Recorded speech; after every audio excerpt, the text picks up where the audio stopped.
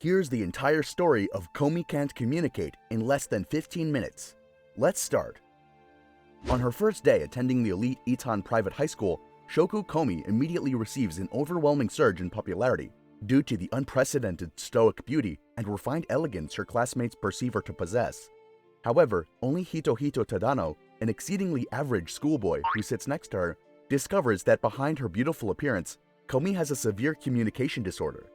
Subsequently, Tadano resolves to help Komi reach her goal of 100 friends. Hitohito Tadano means Shukao Komi, a beautiful but quiet girl, on their first day at Itan Private High School. Due to her looks and quiet demeanor, Komi automatically becomes popular, while Tadano becomes universally hated due to being assigned to the desk next to hers. Tadano accidentally finds himself alone with Komi, who almost runs away when he talks to her, causing him to realize that she actually suffers from severe social anxiety. Since she can't talk to people, Tadano suggests that she write on the chalkboard. So, she is able to communicate but wants to speak. She's unable to because of anxiety. She apologizes for wasting Tadano's time and tries to leave, only for Tadano to write his own message on the board for her, allowing her to have her first real conversation with a friend. She reveals that her dream is to make 100 friends, and Tadano, now becoming her first one, promises to help her find the other 99. The next morning, it's revealed that the entrance exam for their school was a personality interview, meaning it's full of weirdos, loners, miscreants, and eccentrics. As such, the task will be harder than Tadano thought. Tadano introduces Komi to Najima Osana, his childhood friend who has the habit of switching their gender. Due to moving schools frequently, Najimi is the childhood friend of absolutely everybody. However, Najimi reveals that they failed to become Komi's friend years ago. The shock of failure left them with difficulty being around Komi to this day, though they do agree to walk Komi home. Tadano follows the two and sees that even Najimi struggles to have a conversation with Komi. Najimi is approached by the delinquent Ma, another childhood friend, who confesses his love. Najimi switches back to being male to reject him, but Ma is determined. Komi attempts to speak, but her stammering speech and unblinking stare convinces Ma that she's an assassin, and he flees. Najimi decides to be Komi's friend for real.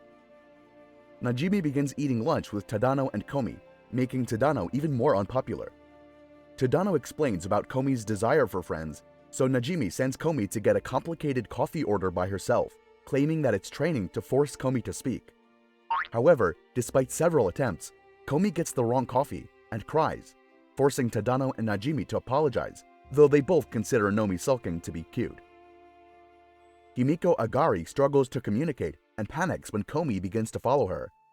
Najimi had advised Komi to befriend Agari since they both struggle with communication. Agari later thanks Komi for scaring her, as it made it easier to communicate with her classmates. In gratitude, she decides to become Komi's lapdog. Komi buys her first phone and is determined to ask everyone for their numbers. She manages to get Najimi's number, but Agari's lapdog routine puts her off from asking.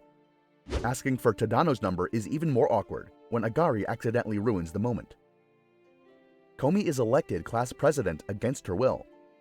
Sensing her reluctance, Najimi instead has Komi voted class goddess, while the more difficult role of president goes to Tadano, with Najimi as vice president.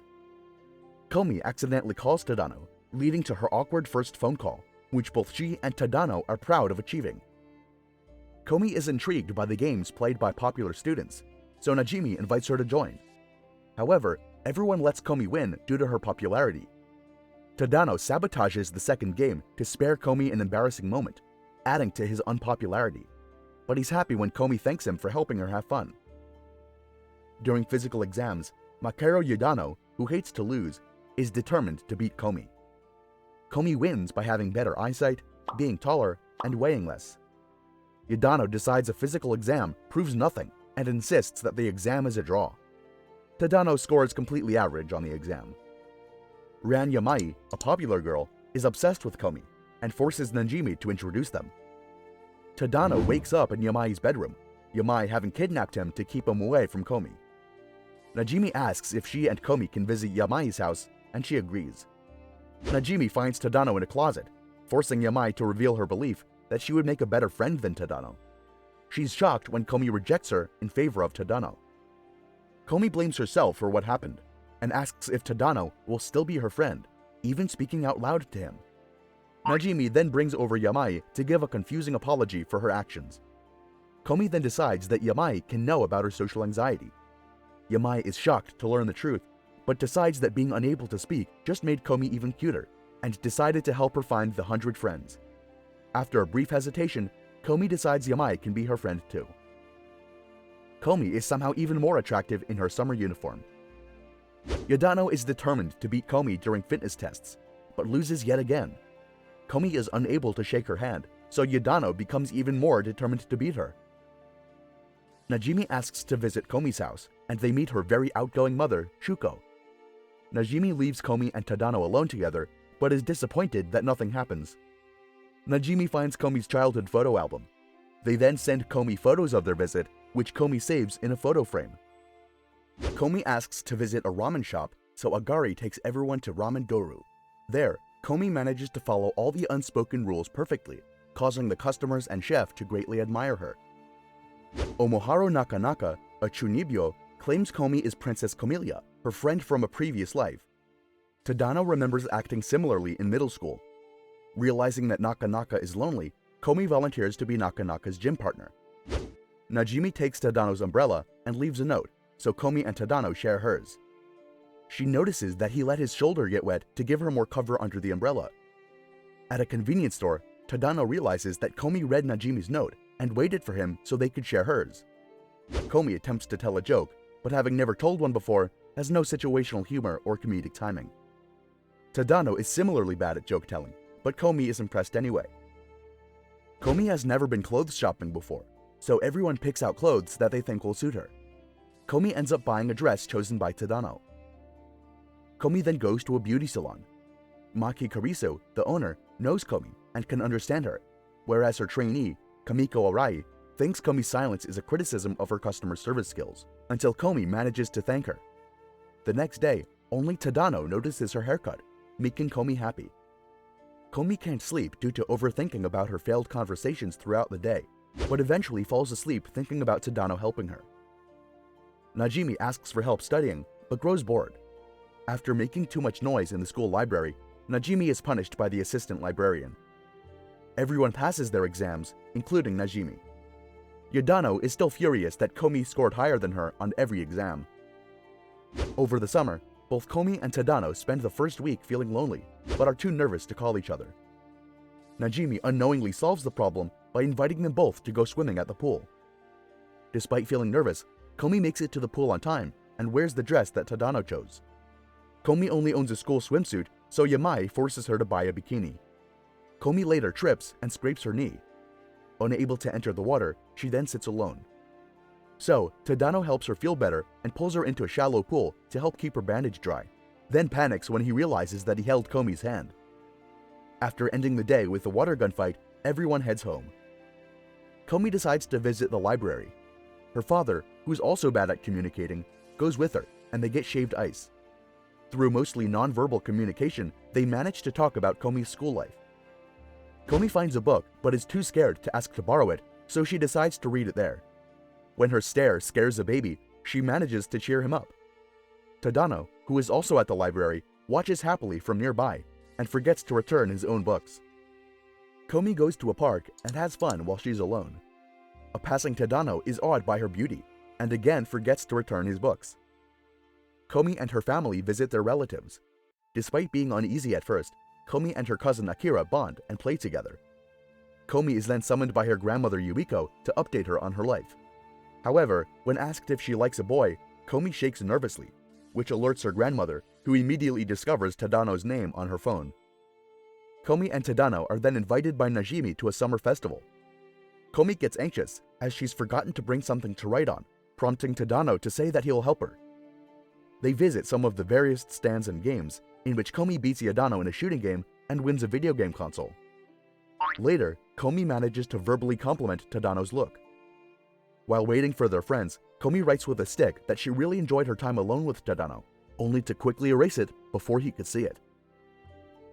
Komi, Najimi, and Yamai visit Tadano's home, where they meet Tadano's sister, Hitomi. There, they reminisce about how much fun they had during the summer. They notice Komi crying, as she explains that she actually doesn't want the summer to end for the first time.